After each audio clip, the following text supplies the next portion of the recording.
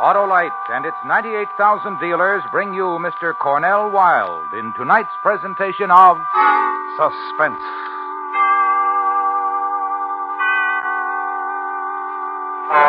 Tonight, Autolite presents a story based on fact. The dramatic report of a murderer and how he spent 7 hours with a young lady before he killed her. It's called Somebody Help Me. Our star, Mr. Cornell Wilde.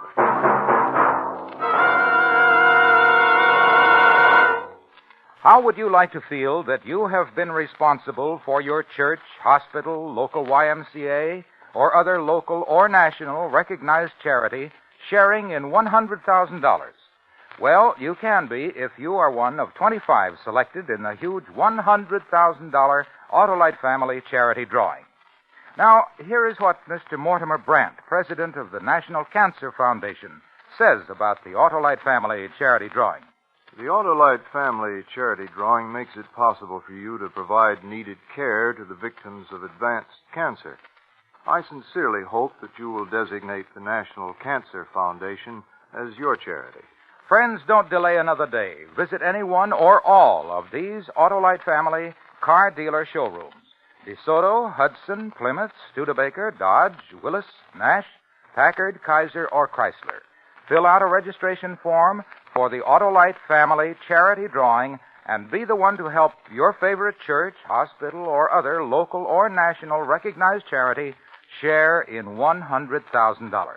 Sign up tomorrow for sure. And now, Autolite presents transcribed the remarkable characterization of Mr. Cornell Wilde in Somebody Help Me, hoping once again to keep you in suspense.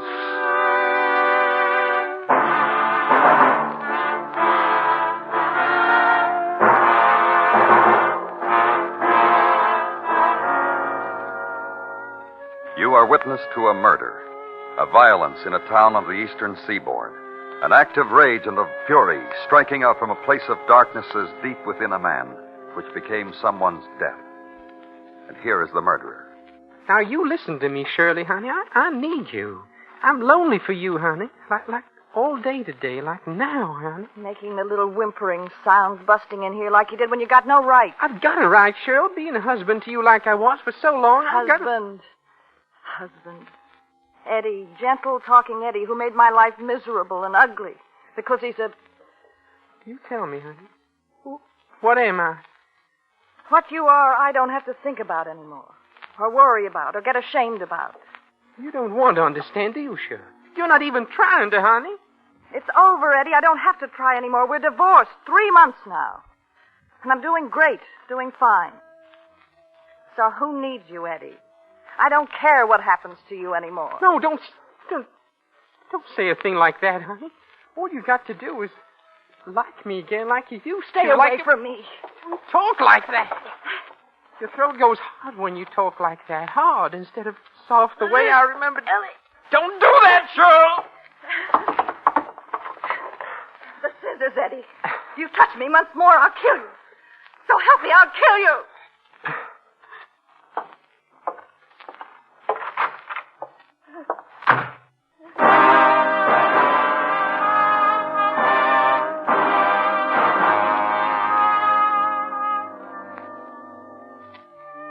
The murderer, who then got into his car and drove through the city, through drifting twilight of early autumn, through the ending of a quiet Sunday, and into a street lined with maple.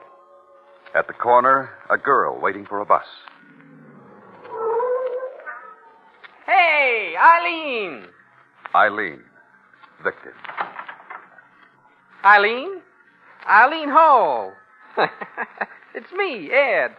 Eddie Franklin. Not just some guy trying to pick up. Ed. I'm sorry. I really did think you were some fresh kid or something. Can I drive you someplace, Eileen? Well, it's no trouble, honest. I was just driving around. Oh, no special place to go. No one to see. You give me a real pleasure. Oh, if you're sure it's no trouble. My pleasure, honest. Come on, my pleasure. Hop in. Eileen, dear, wait. Who's that? Just Lois Anderson's, a girlfriend of mine I was visiting with today. I just left her house a few minutes ago. Do you mind if I... Oh, no, not one little bit. You go right ahead, Eileen. I'll wait. What is it, Lois? Something I forgot to give you, dear. A little present I had for you. I wrapped it nice. You can open it when you get home. Oh, thanks, Lois. Don't keep your fellow waiting, dear. Whoever he is. Anyone I know? I don't think so. Thanks again, Lois. Well, I was coming out of my house and I saw the car drive up to stop, and I thought... It's all right, I know him. He's a friend. Good night, Lois.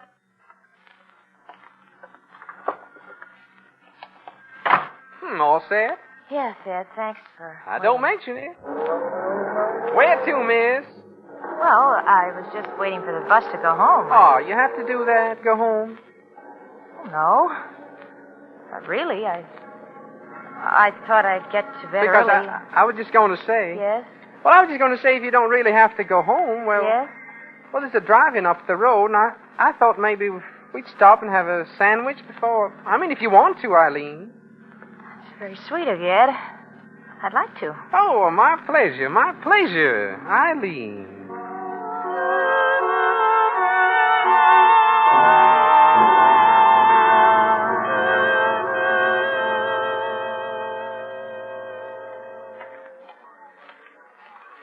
Your sandwiches, folks, and the Cokes. If you'll just adjust your window. Well, thanks. I'll just screw this tray on tight. Well, there you are, folks. Be happy. Well, thanks, honey. Now, let's see. This is your sandwich, Eileen, and this is mine. You want a straw for your drink? No, thanks. I like to crunch the ice. Ed? Mm-hmm. Your wife, has she, Oh, that's done and finished. Eileen, I told her off good today. I said, stop bothering me. Stop hanging around. Stop calling me. No, we're divorced, I said, and if that doesn't mean anything to you, it sure does to me, I said. Why? Did you think that I don't know what I thought, Ed. I just Oh. wondered the couple of times I met you talked about her, and I... Eileen. Yes? I'm glad I happened to see you waiting there on the corner tonight. You know, I was just driving around and nothing to look forward to. There you were, in the twilight. Why, Ed. Well, what's the matter? Well, nothing's the matter. It's the way you said that. I didn't suspect you could... Oh, well, I've got 1 million of them. A whole million. You're fun, Ed. I think I like being with you. Well, me too, Eileen. And I wanted to call on you so many times, but... What? Hey, pal. Want to move your car a little bit? So as I can park in that space next to you? You hear me, pal? Oh, one of those, huh? Shut up! Ed, all you gotta do is just pull over a little and... He's got no right to. I'll show him. I'll show that loudmouth. Now, what's with you, big mouth? You figure I own the world or something? Oh, I got me one of those. What are you, a miser, kid? You collect parking spaces? All you gotta do is move your car a little. I'm not going to, big mouth. I got there first. Me and my girl, we don't want to move. We're not going to move. Yes, you will, kiddo. Well, stop it. Stop that. Stop it. You too crazy or something? Well, you heard him, Eileen. You saw him. He shoved. Stop it. You hear? Ed, let's get out of here. Let's go someplace else. You want to? You really want to? Tell him you want to, lady. All I am is hungry for a cheeseburger, so get him away from me. Let's go somewhere else, Ed. Maybe where we can dance. Someplace that... I know a place on the highway where there's a jukebox. That sounds like fun. Let's go there, Ed. My pleasure, Eileen.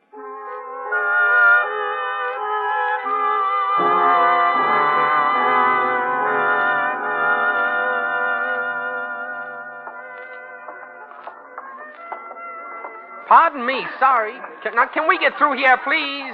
Can we get through here, please? Says the man. Says the man.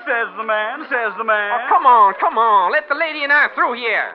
Lady. Ed. What? Let's get out of here. Let's not... Now listen, you little punk. Let us through here. We want to sit down. Please, Ed. Hi, lady. To you, I'll apologize. Now listen, you. I'm apologizing.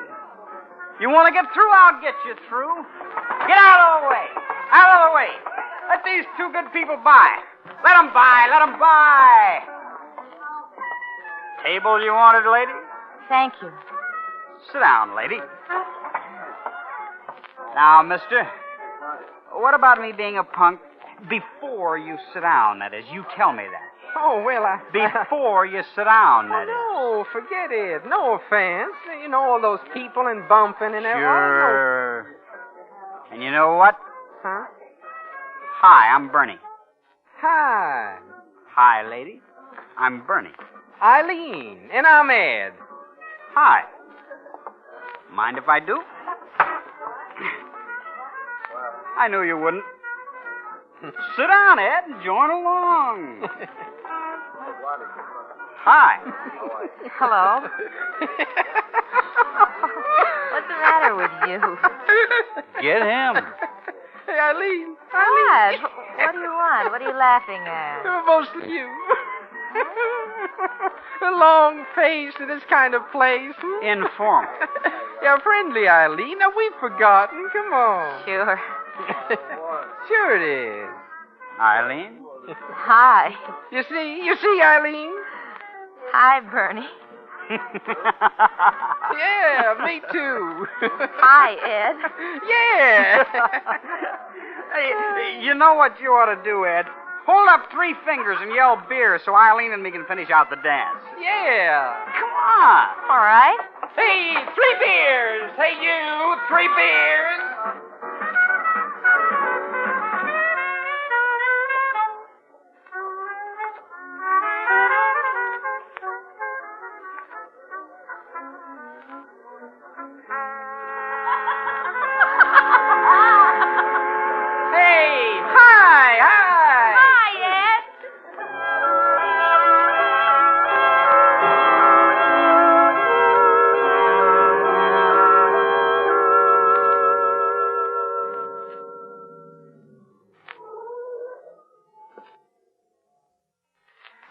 I'll tell you what. You unroll the window on your side, and I'll unroll the windows on mine, To let the country air in. Yeah, to let the country air in. Like we said. Like we said. Eileen. Uh-huh. No, wait, when you finish. I've finished. You want to talk to me? Oh, that's as right can be. As right can be, that's how right it is. All right. Come here. Ed, you drunk? No, I would be, but I'm out with Eileen tonight. And when I lift up a glass, she pulls down my arm, pats my cheek, and says, "Now, Ed." And Eileen. Oh, I had a beer, Ed. Have a good time? I guess. I guess? Uh-huh. I guess, she says. Did you see the way she was dancing? Ed. What? I'm kind of ashamed. Of what? Oh, the kid, Bernie, dancing all his dances with him. I've never done anything like that in my whole life. Oh, come here. Come here. Ed? What's the matter? Look. What's the matter? Nonsense. Now, what? This. Better we go home. No, better we don't, baby. Baby? Me? Baby? Home, Ed. Oh, no. Where you picked me up. You did do that, didn't you? Picked me up. I must have been. What? Out of your mind? Better go home. Oh, no. Now, listen, I'm lonely. I'm lonely. Stay away from me. Come here, you. And all the rest of them. Ed? Come here.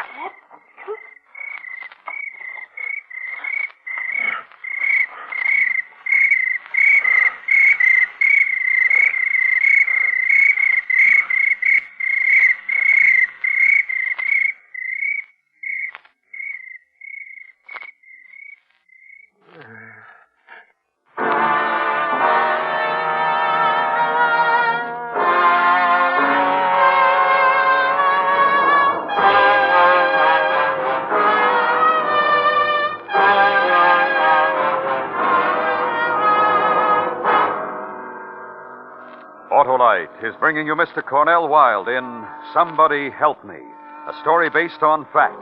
tonight's presentation in radio's outstanding theater of thrills, Suspense.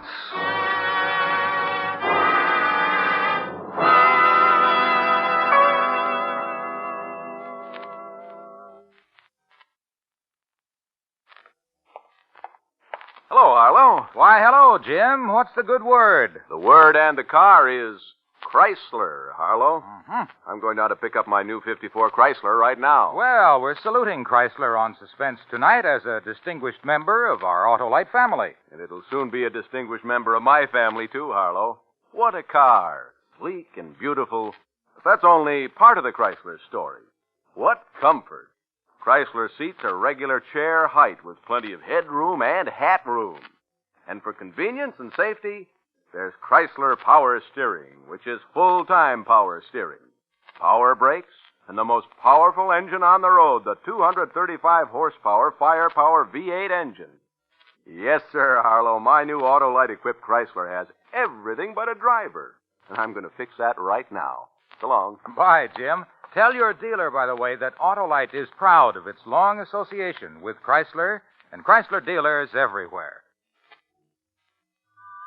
And now, Autolite brings back to our Hollywood soundstage the remarkable characterization of Mr. Cornell Wilde in Elliot Lewis's presentation of Somebody Help Me, a story based on fact and well calculated to keep you in suspense.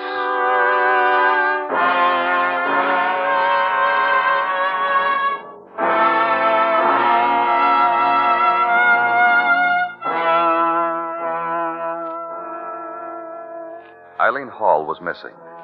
4 days after her disappearance, 2 boys were walking across a field on the outskirts of town and came across a body. Identification was made by fingerprint, and it was established that this was the missing girl. Her friends were questioned, and it became known that 3 men had been interested in Eileen. The first was a corporal at a nearby boot camp. He stated he was on duty on the night of September 10, charge of quarters, which checked with post records. Then a former shipyard worker, who it was recalled had pursued Eileen without success. She found out I was married. I told her I was right off the bat. Politely, in the nice way she had, she told me to beat it. I was playing poker on the night of September 10th. Which checked. A neighbor was questioned, a young man who had had several dates with her. Maybe 5 or 6 dates. We got along, I guess, but she got tired of going out with me. Guess we ran out of things to say to each other. The last time I saw her, it was pretty miserable. That was in July sometime. September 10th, I was out with Barbara. We get along fine. 2, on the basis of the identification, Mrs. Lois Anderson came forward, made a statement. Eileen was visiting with me. She left my house and walked to the corner to the bus stop. I ran after her to give her a little something I'd made for her. She was just about to get into an automobile that had stopped for her. Oh, no, I never saw the man before. He wore glasses. That's all I can remember. Medical authorities who performed an autopsy reported that Eileen had been strangled somewhere around midnight. From scraping under her nails that she had scratched her murderer, and that she had eaten a ham sandwich about an hour before her death. Therefore, a check was made of every restaurant and drive-in in the area. And one car hop said, I'm pretty sure it's the same girl. She was with a man with glasses on. Got into some kind of fight with another customer. I can't remember just what it was about. I see. I remember, though, at first I thought it was my boyfriend driving up. Same kind of car, and it was fancied up the same way. What kind of car was that? Convertible. Black convertible. Plaid top. Detective Tomasino had his men circulate through auto accessory stores, asking questions about a man who wore glasses and owned a black convertible with a plaid top. They were told that the description matched that of a man named Ed Franklin, and they furnished the policeman with an address. He moved out when we got divorced. Where'd he go? I don't know. Have you heard from him recently? Oh, a couple of weeks ago. Let me see. 2 Sundays before last? Maybe. I don't know, maybe. Did he act nervous? He acted like he wanted to kill me. Then he was a violent man. I'm lucky. I've taken his last bruise. The former Mrs. Franklin furnished the police with a detailed description. And finally, Ed Franklin was picked up in a cheap rooming house in Seattle, Washington, extradited to the town where the crime was committed. Her name was what? Eileen Hall. I don't know anyone by that name. Gilchrist. Yes, sir? Mrs. Anderson. Now, Mrs. Anderson, is this the man who picked up Eileen Hall? Well, let me rock around here so... You know, the way he was sitting in the car... Well, I don't know. I just don't know. Mister. Yeah, what do you want? She was a very nice girl. Never got into any kind of trouble. Well, hey, what is this? You, recognize this man, Mrs. Anderson? Oh, no, but he might be the man. But I'm not going to put him in jeopardy because I'm not sure it is he. No, I don't recognize him. Oh, all right, thank you.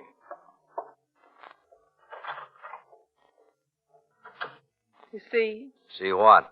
Well, she saw the killer and she said I'm not the one. Tell me something, Mr. Franklin. Well, any old thing.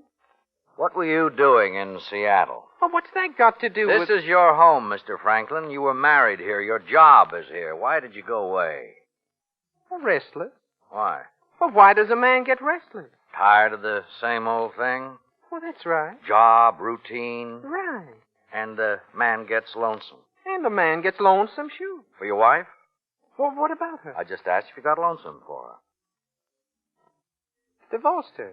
Why? Well, nothing was good enough for her. Well, we didn't get along. We got divorced. Did you ever beat her?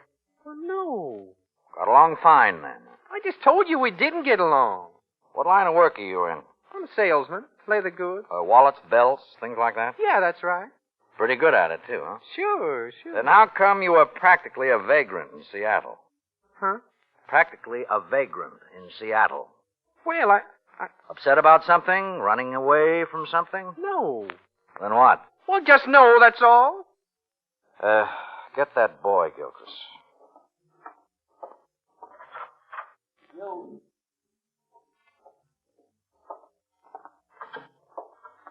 Hey, boy's name is Bernie, Mr. Franklin. You know him? No. What about it, Bernie? It's him. How do you know him, Bernie? I stood up to him in a juke joint once, and he fell down. Then there was a girl he was with. He watched me dance with her. Hi, Ed. Okay, Bernie.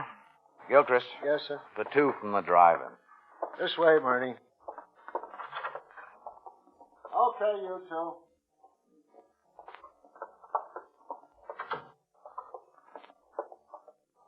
Ever see this man before? Yeah, that's him. Doc's driving. Almost had a fight with him. I served him. Girl with him when you saw him? According to her picture in the paper, the one who was murdered. Yes, sir. Thank you.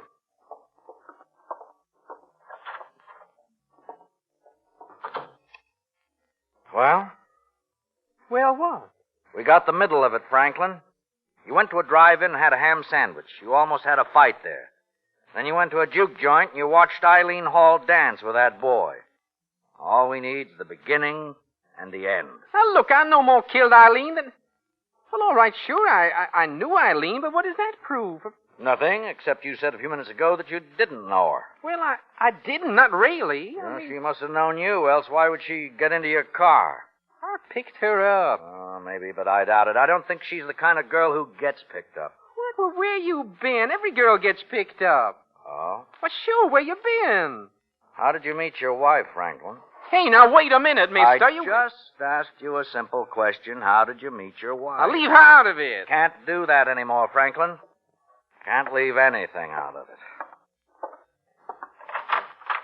Come in, please. Sit down, please.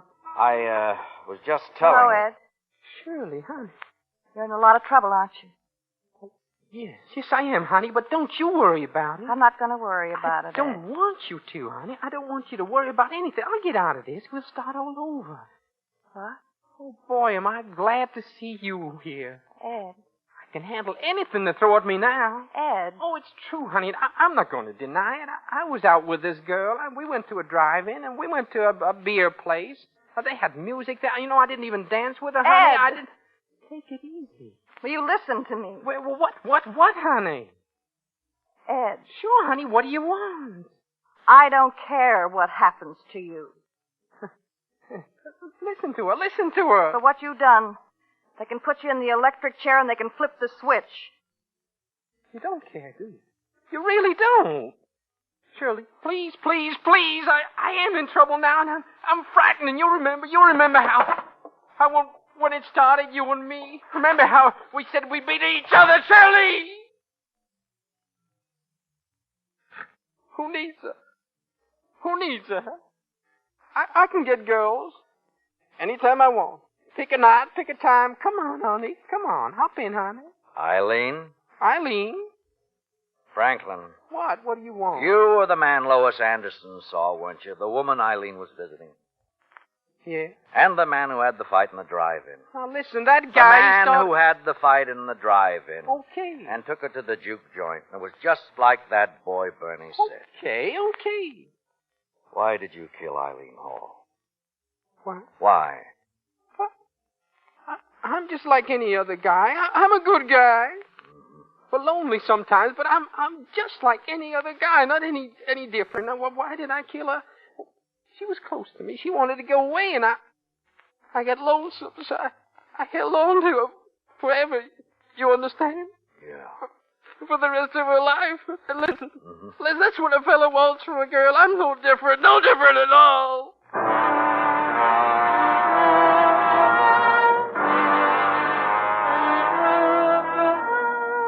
Franklin was executed for the murder of Eileen Hall. It is interesting to note that the final irrevocable clue that trapped him, was his only act of kindness to his victim. The sandwich he fed her before he put his hands about her throat and strangled her.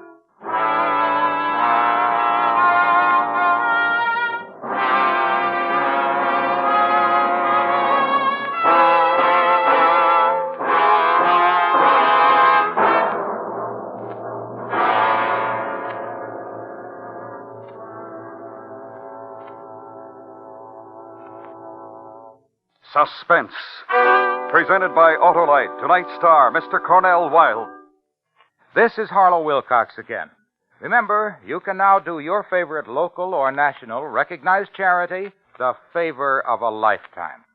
If you're one of the 25 persons selected in the huge $100,000 Autolite Family Charity Drawing, you can name any recognized charity you wish to receive a big share of $100,000. Those charities can be schools, hospitals, churches, the National Cancer Foundation, or any other local or national recognized charity. So, if you're 18 years or over, visit any or all of the following Autolite Family car dealer showrooms: DeSoto, Hudson, Plymouth, Studebaker, Dodge, Willis, Nash, Packard, Kaiser, or Chrysler. Print your name and address on the registration form and have the car dealer sign it. That's all. Nothing to buy, try, or solve. So sign up tomorrow.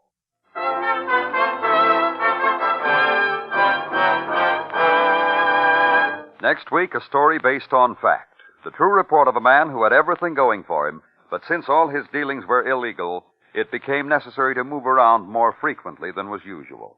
It's called Grand Theft. Our star, Mr. David Niven. That's next week on Suspense.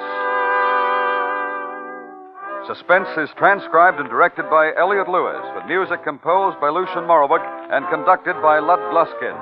Somebody Help Me was written for Suspense by Morton Fine and David Friedkin, and based on research by Edward D. Radin. In tonight's story, Kathy Lewis was heard as Eileen, Mary Jane Croft as Shirley, and Joseph Kearns as Tomasino. Featured in the cast were Paula Winslow, Charlotte Lawrence, Larry Thor, Hy Averback, Sam Edwards, and Charles Calvert. This is the CBS Radio Network.